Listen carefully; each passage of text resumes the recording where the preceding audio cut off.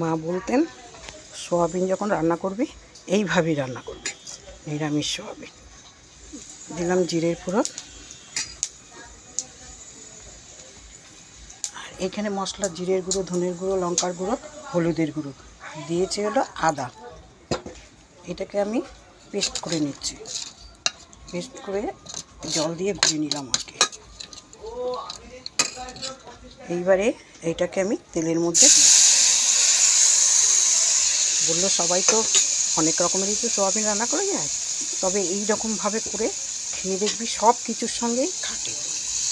তার জন্য আজকে আমি এরকমভাবেই রান্না করছি। তারপরে এটার মধ্যে একটু দিয়ে দিচ্ছি সামান্য একটু মিষ্টি।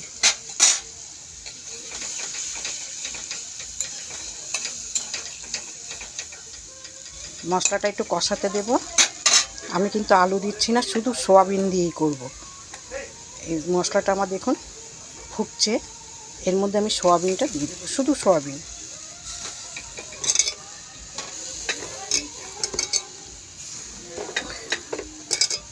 শুদ্ধ সোয়াবিন দেবো, দিয়ে এবারে নাড়াচাড়া করে সোয়াবিনটাকে আমি ভালো করে কষিয়ে নেব।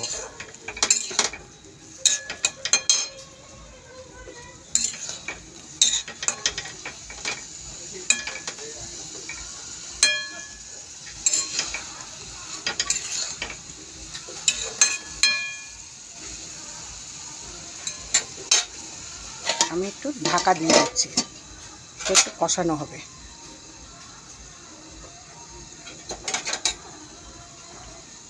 আবার এসে আমি ঢাকনাটাকে খুলে দিলাম।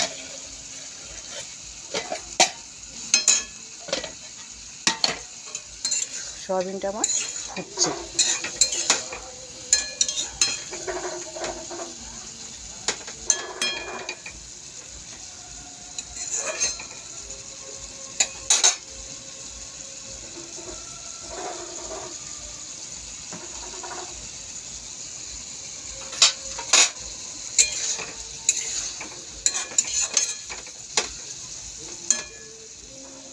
এর মধ্যে আমি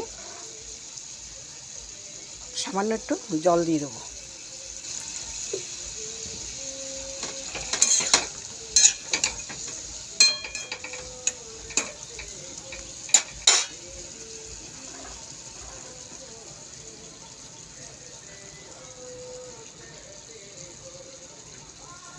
সোয়াবিনটা আমার ফুটছে, এর মধ্যে আমি গরম মশলা দিয়ে দিলাম,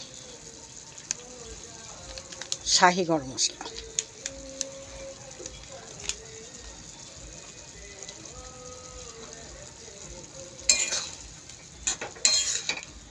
সোয়াবিনটা কিন্তু আমি আগে গরম জলে ভিজিয়ে রেখে দিয়েছি, তার জন্যই সোয়াবিনটা দেখুন কী সুন্দর ফুলে ফুলে গেছে, মোটা মোটা হয়ে গেছে।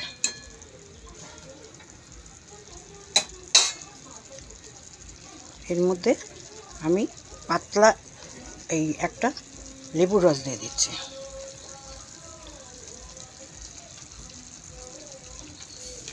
সোয়াবিন জমজমাটি, সোয়াবিন জমজমাটি, সোয়াবিন ফাটাফাটি, সোয়াবিন জমজমাটি, সোয়াবিন ফাটাফাটি।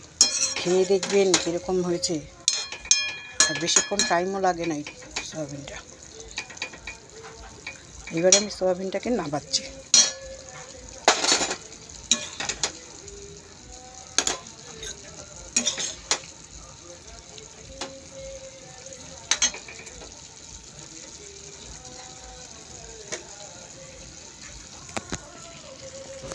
সোয়াবিন আমার হয়ে গেছে, সোয়াবিনটা আমি নাবাচ্ছি। এরকম করে খেয়ে দেখবেন, খুব ভালো লাগবে। আপনি যদি মনে করেন যে আমি রুটি দিয়ে খাবো, তাও অসুবিধা নেই। যেই সোয়াবিনটা আমি করলাম, এই সোয়াবিনটা নিরামিষ কিন্তু সোয়াবিন, কিন্তু এই সোয়াবিনটা আপনি রুটি দিয়ে হোক, ভাত দিয়ে হোক, সব দিয়েই চলবে। আবার আপনি শুধুও খেতে পারেন, যদি মনে করেন আমি শুধু খাবো, তাও খেতে পারেন, কোনো অসুবিধা নেই, ভালোও লাগবে। তাহলে আমার হয়ে গেল সোয়াবিন নিরামিষ সোয়াবিন।